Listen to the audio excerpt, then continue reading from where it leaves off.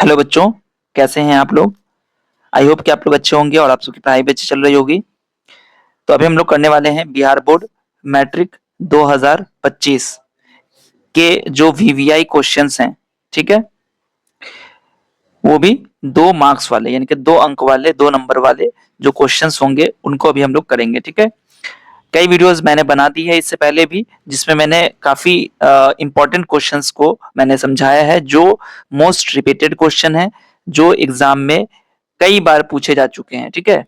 जो कई बार पूछे जा चुके हैं उन्हीं क्वेश्चंस को मैं समझा रहा हूँ बार बार, ठीक है? वीडियोस अपलोड हो रही है, आप लोग इसका फायदा जरूर उठाइए, ठीक है? ऐसा नहीं कि एग्जाम के बाद आपको ये पता चले कि ये क्वेश्चन तो पहले ही सर ने बताया था, बट अगर हमने देखा नहीं था, अगर हम देख लेते तो अभी ये क्वेश्चन आराम से बन जाता, ठीक है?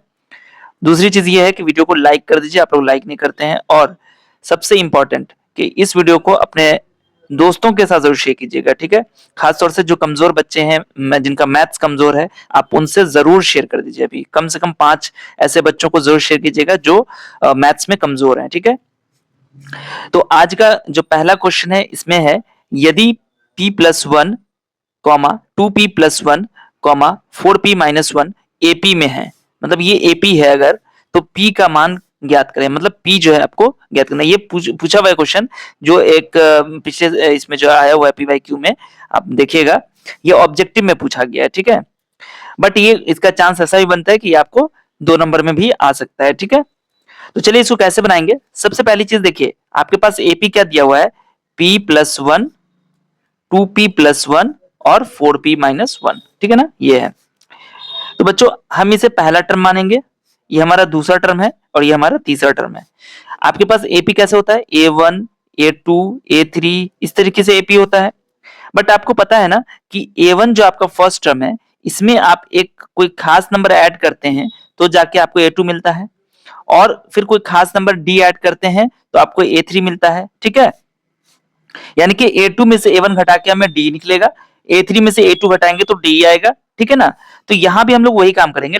जो हमारा ये a2 है ना, दूसरा पद, दूसरा टर्म, इसमें से हम पहले टर्म को माइनस करेंगे तो हमें d निकल जाएगा। तो d बराबर क्या हो जाएगा, 2p+1 माइनस p+1। तो ये हो जाएगा 2p+1, ब्रैकेट हटाएंगे, लेकिन ब्रैकेट के पहले माइनस अगर लगा हुआ है तो अंदर वाले जो भी नंबर होंगे उनका साइन भी चेंज हो जाएगा। p के पहले प्लस है तो माइनस p हो जाएगा, 1 के पहले प्लस है तो -1 हो जाएगा। बट आप देख सकते हैं +1 -1 तो कैंसिल हो जाएगा, तो 2p में से p चला जाएगा तो क्या बचेगा, p, ठीक है? चलिए, लेकिन हम ऐसा भी तो कर सकते थे कि सर इसमें से हम इसको निकाल लेते, हम इसमें से इसको निकाल लेते। हाँ बिल्कुल निकाल सकते थे। तो चलिए देखते हैं कि यहाँ पर d की वैल्यू क्या आती है। तो यहाँ पर d की वैल्यू आएगी 4p-1, और इसमें से माइनस करेंगे 2p+1, तो ये हो जाएगा 4p-1 माइनस 2p-1। तो अब तो ये हमारा क्या हो गया कि 4p में से 2p माइनस करें तो 2p आ जाएगा, और माइनस माइनस प्लस मतलब 1 1 2 हो जाएगा, -2। बट आपको पता है कि ये भी हमने d निकाला है और ये भी d निकाला है, मतलब ये कि ये और ये दोनों तो बराबर है ना? तो हम ये लिख सकते हैं कि p is equal to 2p-2। आप बोलेंगे हाँ बिल्कुल लिख सकते हैं। देन यहां से हम इसको सॉल्व करेंगे तो हमें p की वैल्यू निकल जाएगी। कैसे? तो इस 2p को इधर लेके आएंगे, ये बराबर आपका बीच में है, इस 2p को इधर लेके आना है। पहले से तो p यहाँ पर मौजूद है, तो 2p आएगा, इसमें माइनस हो जाएगा, बट इधर क्या बचेगा, -2। तो p में से 2p माइनस करो।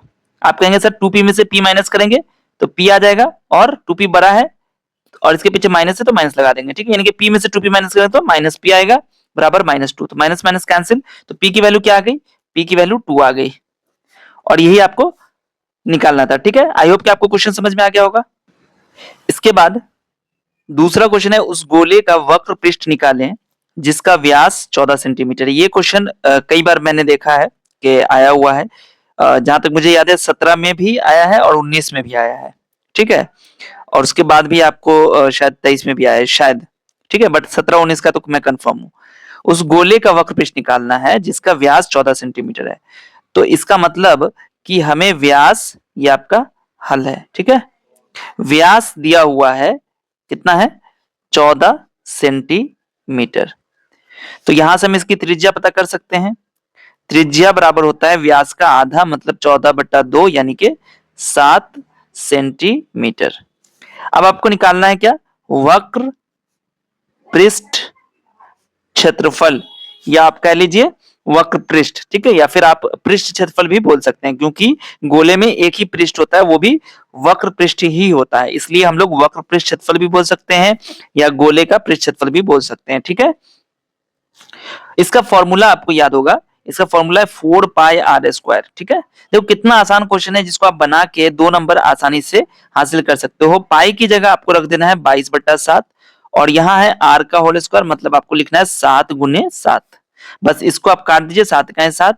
अब 4 को 22 से गुना कीजिए और फिर उसको जितना आएगा उसको 7 से गुना कीजिए, तो आपका जो आंसर होगा वो हो जाएगा 616 सेंटीमीटर स्क्वायर, ठीक है।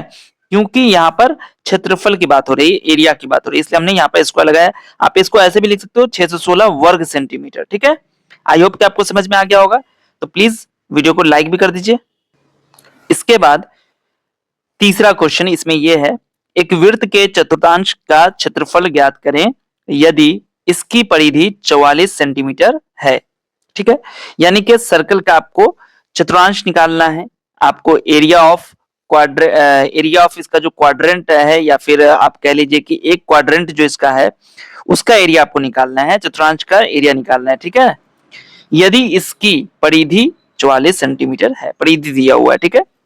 तो इसको कैसे बनाएंगे, देखिए सबसे पहली चीज कि आपको हल में यानी कि सॉल्यूशन जो इसका करना है, इसमें लिखना होगा कि वृत्त की परिधि यानी कि सर्कमफ्रेंस, वृत्त की परिधि यानी कि सी बराबर दिया हुआ है 44 सेंटीमीटर, ठीक है।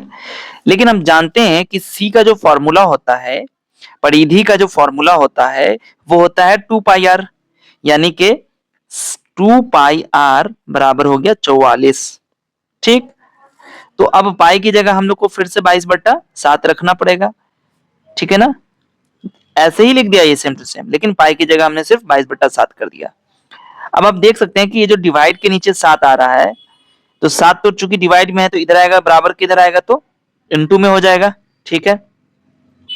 2 गुने 22 है, ये तो इनटू में इधर लेके आएंगे तो डिवाइड में हो जाएगा दोनों, और इधर क्या बच जाएगा, आर बच जाएगा। अब देखो 22 से कट जाएगा ना, 22 दूना 44 और 2 एका ही 2, तो कितना आ गया 7। तो बच्चों यहां पर समझ में आई आपको बात कि आपके पास जो आर है ना, कितना आ गया 7 सेंटीमीटर, ठीक।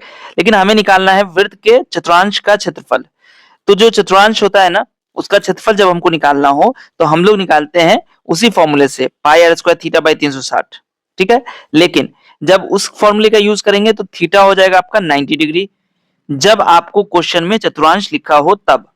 अदरवाइज आप इसके लिए एक सिंपल फॉर्मूला भी यूज कर सकते हैं, वो क्या है, तो हम लोग यहां पर लिखेंगे चतुर्थांश का क्षेत्रफल बराबर होता है 1/4 और वृत्त का क्षेत्रफल। आप पूछेंगे वृत्त का क्षेत्रफल क्या होता है, पाई आर स्क्वायर होता है, ठीक है ना। तो 1/4 इंटू पाई की जगह रख देंगे 22/7 और आर स्क्वायर मतलब 7 इंटू 7, 7 से 7 कट जाएगा, 2 दूनी 4, 2 से काटेंगे तो 11 आ जाएगा। अब तो कोई 2 से कट भी नहीं रहा है, तो 11 से 77 हो गया बटा 2, यानी कि 38.5 सेंटीमीटर, यही इसका क्या होगा आंसर हो जाएगा, ठीक है। आई होप कि आपको समझ में आ गया होगा। बट अगर आप इस फॉर्मूले का यूज नहीं करते तो मैं आपको बता देता हूं कि आप फॉर्मूला यूज करते हैं पाई आर स्क्वायर थीटा बाई 360 का, जहां पाई तो आपको 22/7 है, आर की वैल्यू आपको पता चली गई थी, थीटा आपको रख देना था 90 जब आपको चतुर्थांश क्वेश्चन में दिया रहता है, ठीक है। और बट्टा 360 करते हैं, आपका आंसर यही आता है, ठीक है। इसके बाद आपका जो क्वेश्चन है, असंभव घटना और निश्चित घटना की प्रायिकता क्या है, ठीक है। तो असंभव घटना जो होती है, असंभव घटना, तो असंभव घटना की प्रायिकता क्या होगी, की प्रायिकता क्या होगी, ये आपको हमेशा याद रखनी है, वो 0 होती है, ठीक है। और निश्चित घटना यानी कि जो आपकी संभव घटना भी कहते हैं, ठीक है, यानी कि निश्चित घटना, याद रखिएगा निश्चित घटना को ही हम लोग संभव घटना भी कह सकते हैं, ठीक है। तो निश्चित घटना की प्रायिकता प्रायिकता कितनी होगी? तो ये होगी 1, ठीक है। जो निश्चित घटना है, ठीक है ना, निश्चित मतलब एकदम सर्टेन ये चीज होके ही रहेगी, तो उसकी प्रायिकता हमेशा 1 होती है, ठीक है। और जो असंभव घटना होती है उसकी प्रायिकता 0 होती है, ठीक है। अगला क्वेश्चन है, घटना ए के घटित होने को प्रदर्शित करने वाला सूत्र लिखें। क्वेश्चन बहुत आसान है, लेकिन क्वेश्चन बच्चे को समझ में नहीं आता है कि इसका आंसर क्या होगा। घटना ए के घटित होने को प्रदर्शित करने वाला सूत्र लिखें। तो आपको याद है कि जब आपने चैप्टर पढ़ा था तो उसमें बस एक ही फॉर्मूला ही है कि घटना ए की घटित होने की प्रायिकता क्या हो जाएगा इसका फॉर्मूला?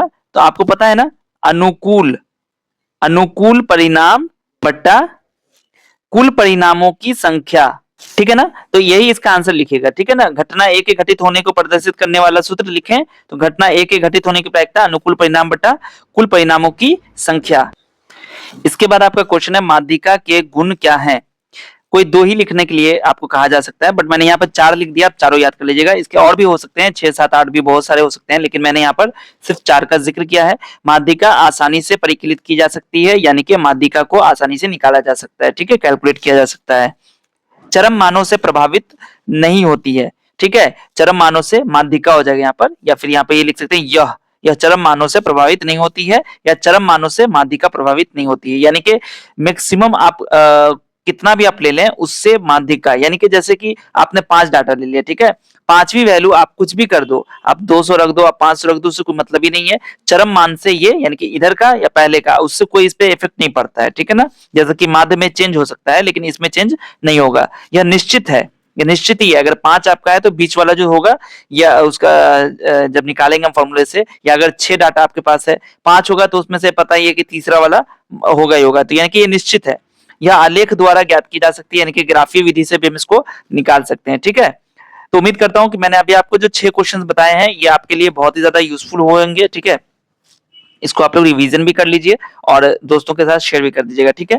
वीडियो को लाइक करना भूल गए तो लाइक कर दीजिएगा। मिलता हूं फिर आपसे अगली वीडियो में, तब तक आप सब अपना ख्याल रखिए। वीडियो देखने के लिए आपसे बच्चों का बहुत बहुत शुक्रिया।